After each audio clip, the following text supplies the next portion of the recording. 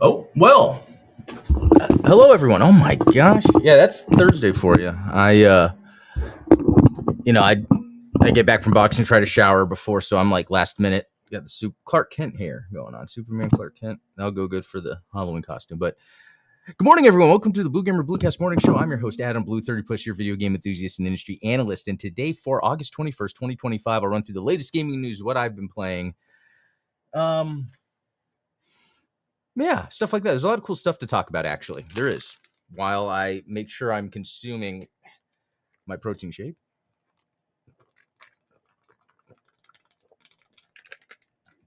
None of you need that. At least show something on the screen. There's nothing there. Well, Adam, because it's that day, you forgot. Bam. Although, I'm going to need to do a reset.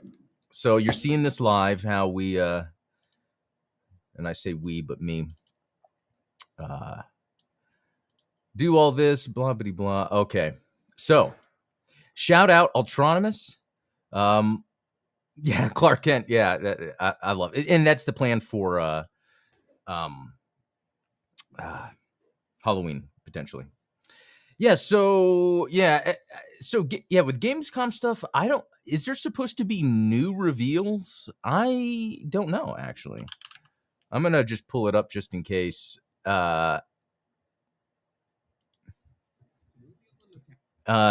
Just because there have been a lot of new games announced, but nothing has really stood out unless there's something out there that I missed. Actually, let me see. Did this get updated? Anyway, let's start with the first thing, and that is what I've been playing. Not too much yesterday, just a little bit on the couch. The Elist collection, the Japanese only PS4 shmup collection. Got my first achievement. Use the quick load function. What an achievement. I'm trying to beat the third game, but it's like there's been offshoots, but it's Elest 3 that was made specifically for this collection. And it's pretty tough, but it's pretty cool. It's Game Gear style gameplay. It's pretty good. And then Godzilla, yeah, I played a little bit of that.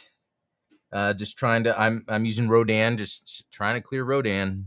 And then I jumped into Kirby in the Forgotten Land because on the 28th, Nintendo drops the upgrade patch. It's an upgrade for this that makes it look better and adds more stuff. So I don't know if this is talked about, but I was playing Kirby in the Forgotten Land on the Switch 2, and it looks horrible.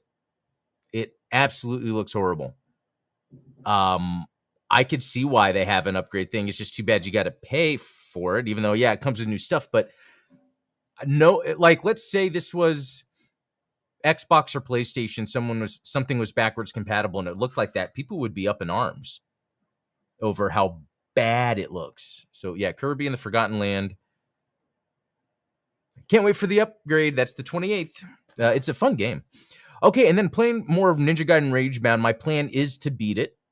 Now that I have tuned the accessibility options to make it a little more fun for me. So it's less about the time trial or time. It's a time-based thing, platforming. And anyway, okay.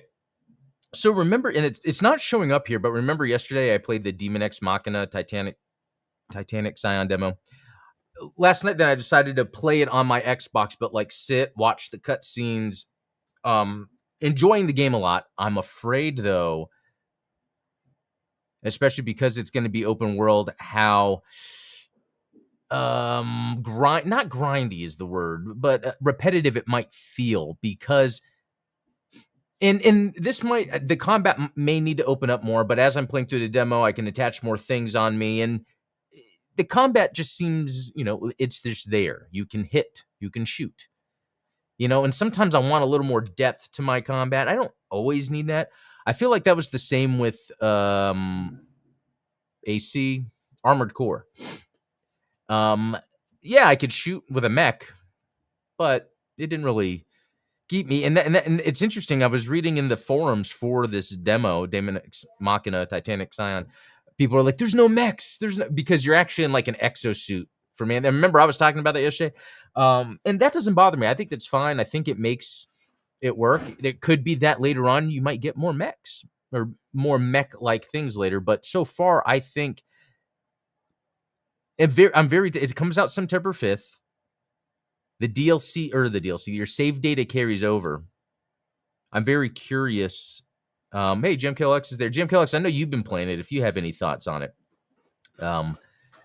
So yeah. All right, I'm going to switch over to this real quick.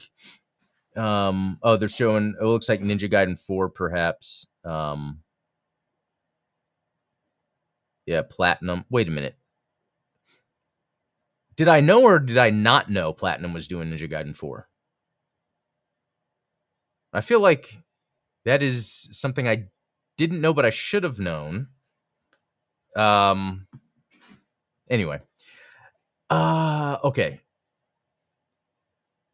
I think that's it for what I've been playing. I don't think I really have anything more to dive into when it comes to that stuff, but okay, let me see. Was this from Nintendo issues April 2026 direct date leak? That's funny. Yeah, I'm just looking at some news that got shot over to me, but Gamescom 2025 unveils the tidal wave. We already know about that. Yeah, so I think a lot of the news is mainly going to be Gamescom related stuff. Yeah, nothing there. Let me let's see. Anything the 21st today, here's some releases. But I'm pretty sure this has already been out. Hurdling is on Game Pass. Fragpunk Season 2, Inazuma 11, and Zoe on Mac. Yeah, nothing interesting there. But I wonder how many shadow drops there would be, like the Rogue Prince of Persia. Actually, if you look on PlayStation Plus and Xbox Game Pass right now, they've got Rogue Prince of Persia. Let me load that up real quick.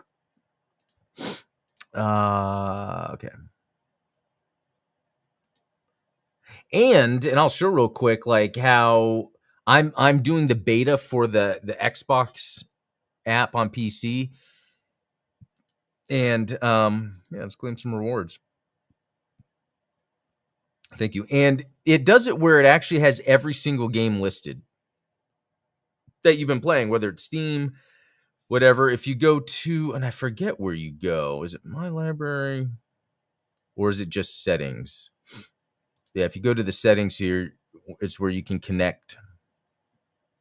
App, right? Library and extensions. There we go. So where you can connect all the stores together. So yeah, if I go to Game Pass, the Rogue Prince of Persia. Let's see what happens when I hit install. Does it launch? Yeah. So it launches the UB thing. I'm just curious to see if I install it. Are there also achievements? I know Ubisoft has achievements anyway, but do you get Xbox achievements? I don't think so. That's very interesting. Let me open up. Okay. So something else I wanted to, there's a few things that I wanted to cover today. Oh my gosh, every time I go to load something, something new loads. And okay. Is it showing? Okay. I bought this yesterday, Dononpachi Resurrection. It was on sale for 10 and it's usually not on sale. This is like top tier bullet hell shmup. But anyway, let me get back to, I am, okay. News real quick. PS5 prices increase from tomorrow in the US as Sony navigates a challenging, which is today. So it's very interesting that the PlayStation prices increased. The PlayStation 5 is $549.99. The digital edition is $499, and the Pro is $749. And it could be a mix of things, tariffs. You know, Sony, I think Sony's already said that they want to get out of hardware anyway, and that's long term. It's not like, oh, the tariffs right now, we got to rethink the strategy. No, it's like, yeah, we're getting out of this. Xbox getting out of it. But Nintendo still makes a console, and I think that's the difference here. If you get a company or corporation as varied as Microsoft or a Sony, where gaming isn't their only focus, they're gonna cut corners in areas where they're not making money that would normally have to support a gaming ecosystem if a company was just in gaming. Like if Nintendo said they're going to cut making hardware, they make a lot of money from their hardware. Their hardware sells like crazy. And they do sell it at a premium. And I think that kind of makes sense that, companies like Microsoft and Sony can subsidize costs of accessories through their other things. Nintendo can't really do that. So this is cool for a number of reasons. Is it cool? I don't know. It's just interesting. Sony's raising prices. Xbox already rose the price. The Switch prices. I don't know how much this is to like hurry up and let's push out the remaining stock. Let's get out of the hardware completely. In terms of that type of hardware, because nowadays, from R&D to concept to manufacturing, there's a lot, and I'm going to say that AI can do to speed up and lessen the impact of the process. So it could be that a future console, it could be these manufacturers get back into the console market once AI has been properly leveraged to kind of just take care of the baseline things, so then they can focus on making cool hardware.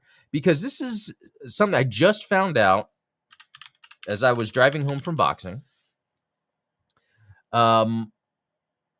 Okay, Valve's rumored Fremont SteamOS console spotted on Geekbench running Windows 11. So apparently they saw there's this information about this Valve console, but it was running Windows to do the benchmarking.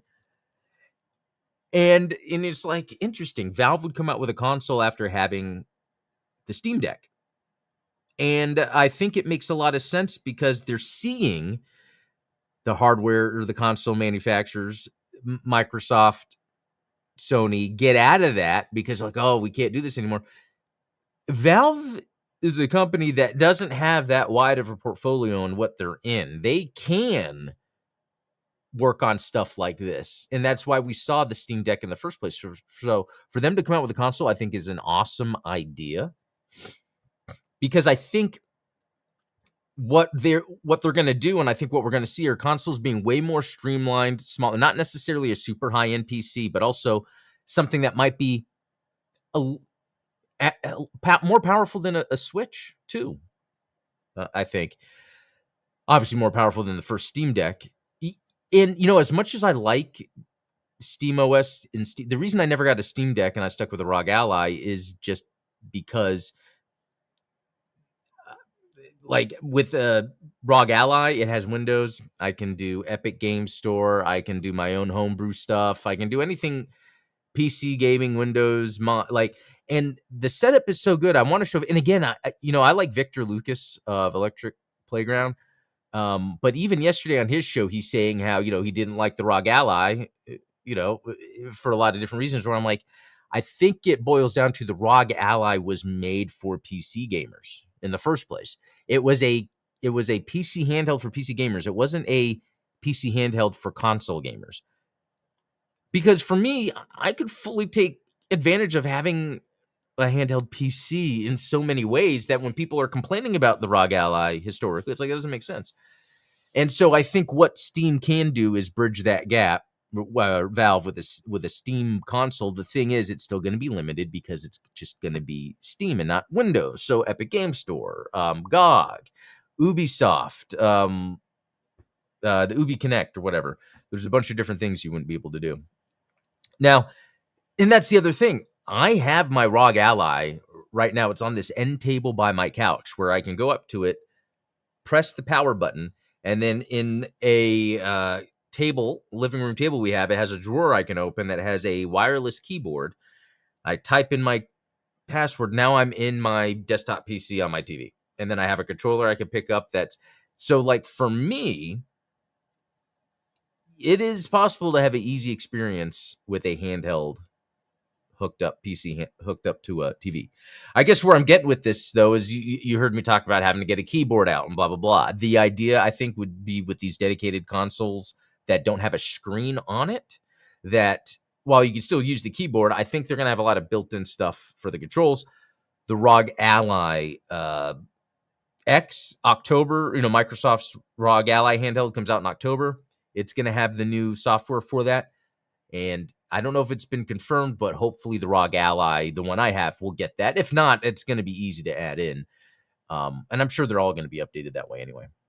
Anyway, this is a long way to say, like, it's very interesting to see the sort of back and forth evolution between big corporations that are not video game companies and video game companies, and how they're both doing things like Valve, Nintendo are still focusing on hardware.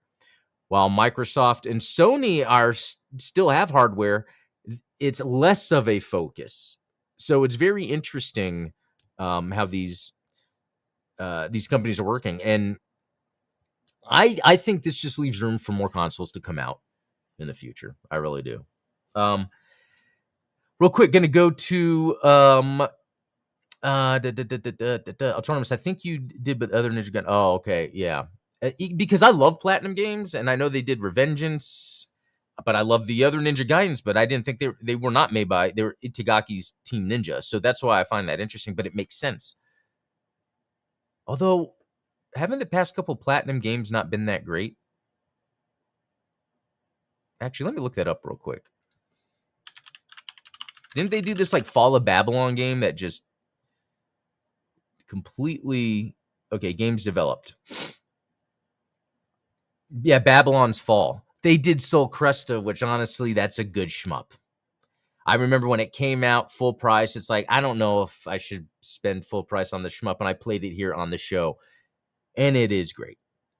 Bayonetta 3, it is okay. Interesting. Even Nier Automata, like, I know people love it. It's just okay. Mutants in Manhattan. Yeah, when was the last time they really... It was early on when Mad World came out. The first Bayonetta, Vanquish, Anarchy Reigns, Metal Gear Rising Revengeance, Wonderful 101, Bayonetta 2. Up all through these is when they were just knocking it out. Yeah, Legend of Korra, I didn't bother with because it's like an IP. I like Transformers Devastation, but it didn't keep me. Star Fox Zero, is that... Okay, I didn't... Oh. I liked Star Fox Zero.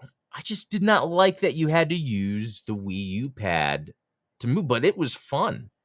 They need to re-release that on Switch.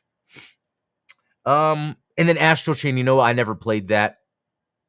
And I probably should. Anyway, they've got a good track record. Oh, wow. So they co-developed Grand Blue Fantasy Relink. That's interesting.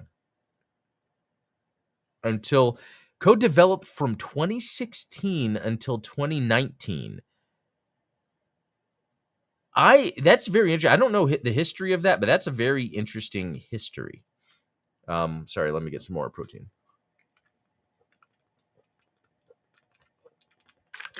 Okay.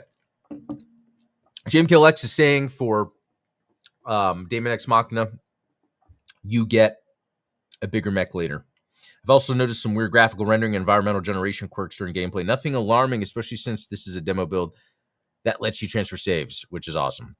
I can see people hand drawing or using travel photos of different locations, then using AI to generate different environments that can be fine-tuned and polished manually afterwards. That's a good example. That is a good example right there. And I think that's what it kind of helps. It's like, I know what I need to work with, so then I can make something. I use AI to get me the things I need to work with, and then I can make something with that. That's a really good way to think about it. Okay. Let's go. Halloween game announced for PS5, Xbox, and PC.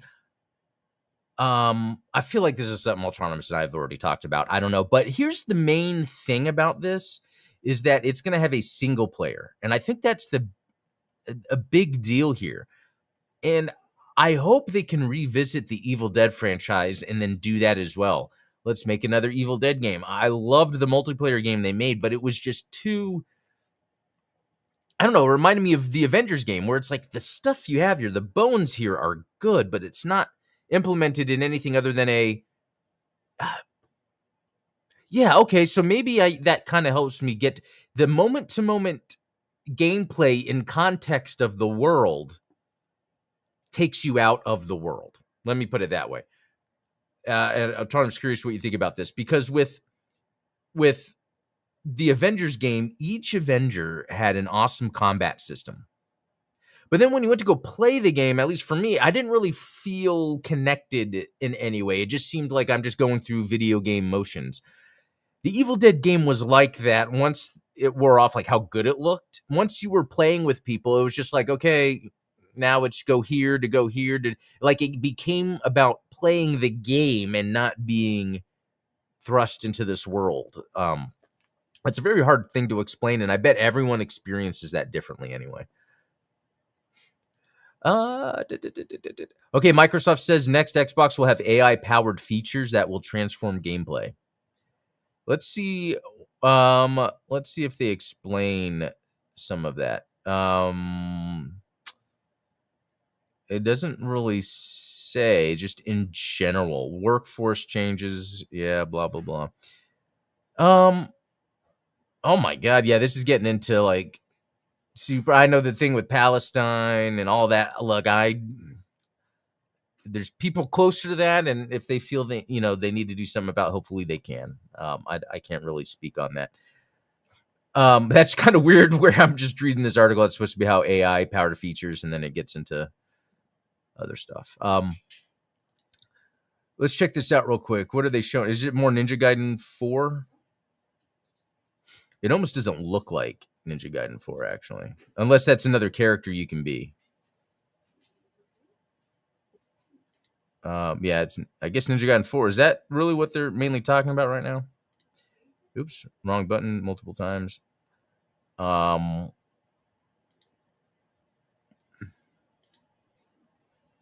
Yeah, let me actually. Oh,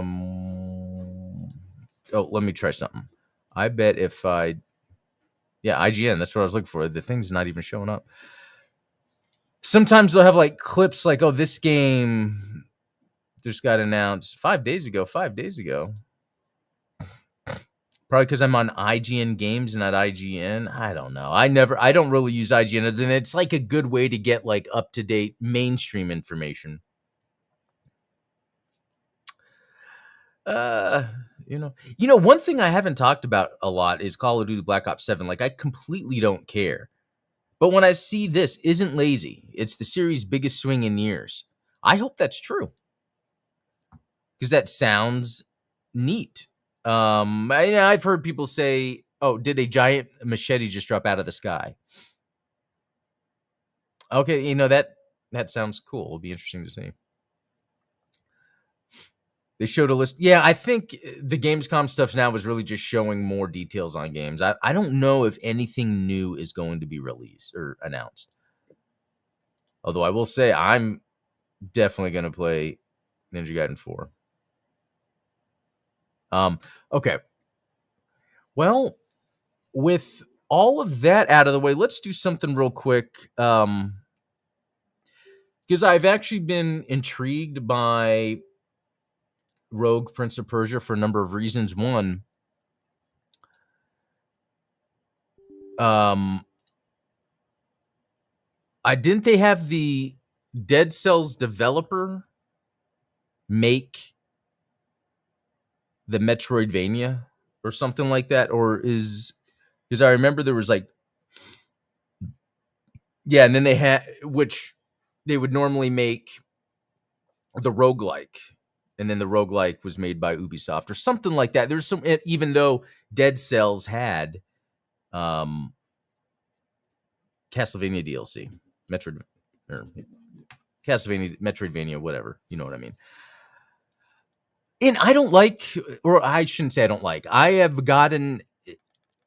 become uninterested with roguelikes because like I understand the concept is pretty cool, but then like it does get tiring a lot because these gaming sessions I have are a lot of doing the same thing over and over, which I get why that's going on, but you know.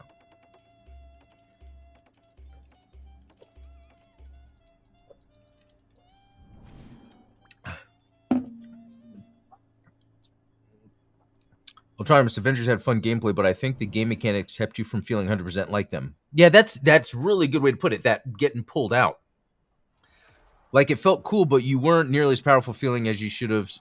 I think that's a good way to put it. All right, looks cool. And so here's the thing. I was just complaining about roguelikes. It could be that I play it and then I'm like, okay, this is really cool combat. So one, the D-pad you can't use. This feels fantastic. Is there a hidden thing? I was playing, Hollow Knight, and there's a hidden thing at the front. Okay. I'm a rabbit. Oh, sweet. You don't even need to jump to do it. Okay. I saw something on the ground there.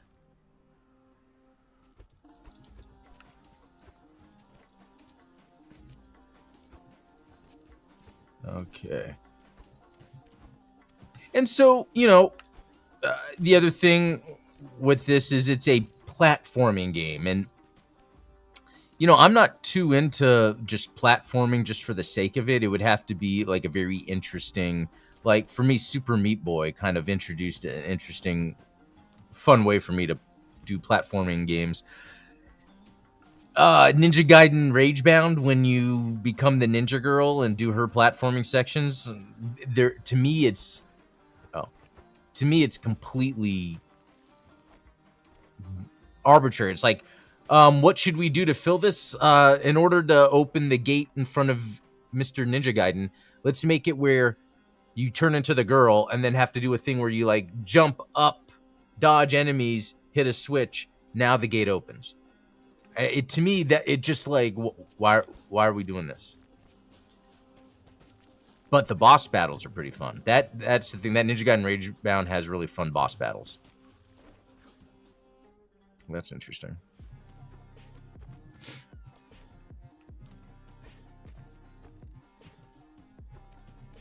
Pretty cool music.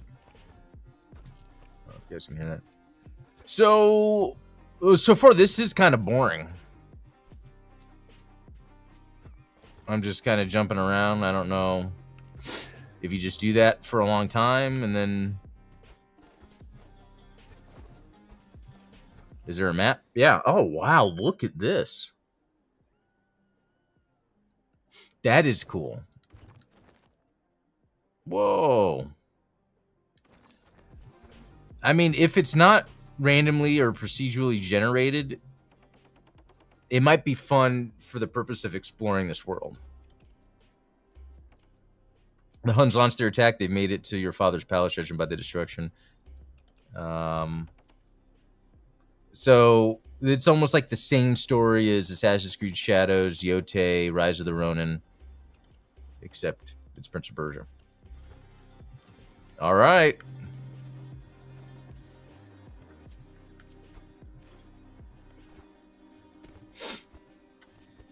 Okay, let's... Oh, okay.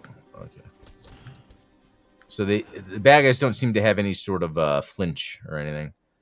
The prince uses agility to vault over enemies. Oh! I like the sound of that.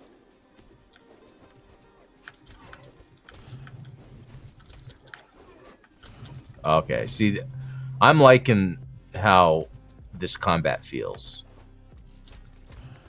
So...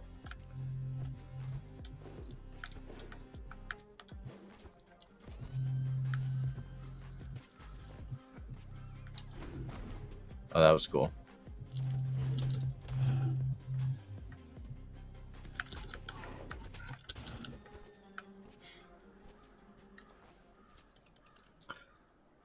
Uh-oh. Uh-oh, bad guy? Let's get him.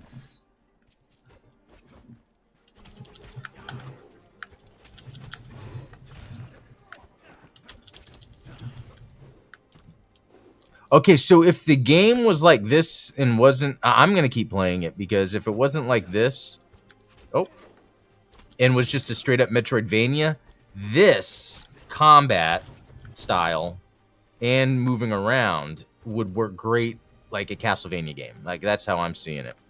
Okay, do I? Oh, you know what I can do? I keep forgetting.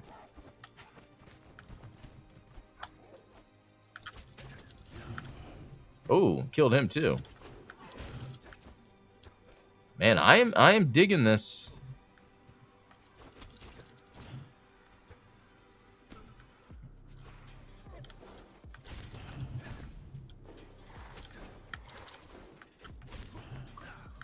I love, like, yeah, so like I could be fighting but then run up the wall to dodge.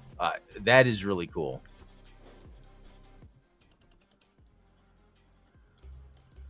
All right. Okay. All right.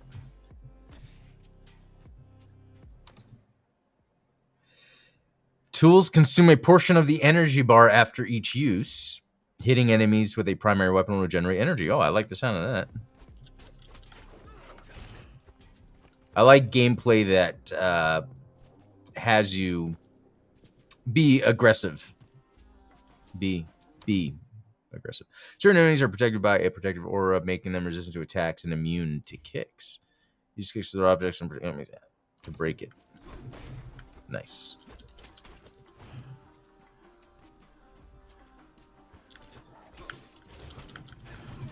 That was interesting. I didn't mean to do that, but I like zoomed at him and attacked him.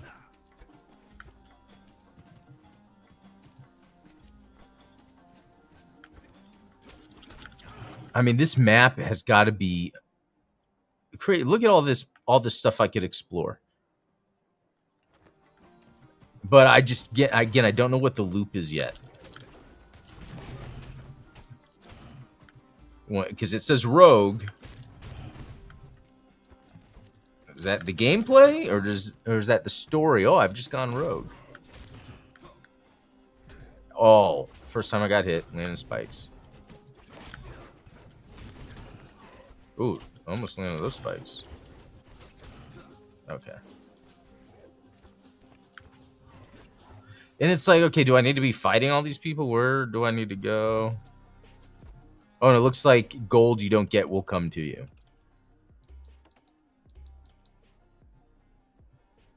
And I guess I'm going the right direction, unless it's procedurally generated. Okay, here we go. Ruined Aqueduct. Isn't that the name of the first or second level in Dead Cells? So yeah, I get it now. This is very Dead Cells-like. Oh, unknown error, 1282. Muffin. Unable to synchronize your cloud save. This could be due to internet disruptions. Oh, that's too bad. Okay, and this, what does this do? Right, oh, it just gives me health. Yeah. So this is, now that I'm here, straight up, you can spend, this is just Dead Cells, which is okay. Completely okay.